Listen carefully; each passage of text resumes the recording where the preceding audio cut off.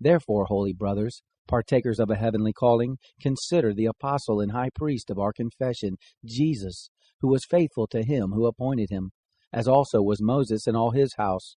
For he has been counted worthy of more glory than Moses, inasmuch as he who built the house has more honor than the house.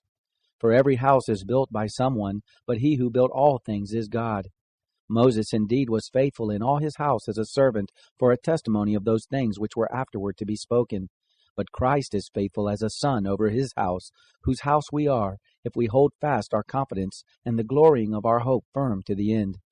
Therefore, even as the Holy Spirit says, "Today, if you will hear his voice, don't harden your hearts as in the provocation, like as in the day of the trial in the wilderness, where your fathers tested me by proving me, and saw my works for 40 years.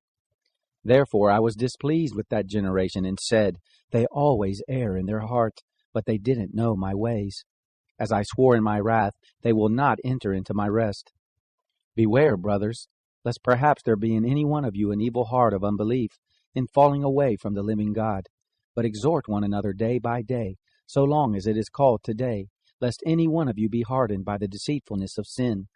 For we have become partakers of Christ, if we hold fast the beginning of our confidence firm to the end.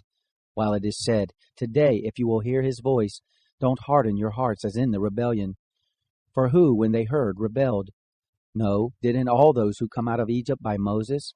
With whom was he displeased 40 years? Wasn't it with those who sinned, whose bodies fell in the wilderness? To whom did he swear that they wouldn't enter into his rest, but to those who were disobedient? We see that they were not able to enter in because of unbelief.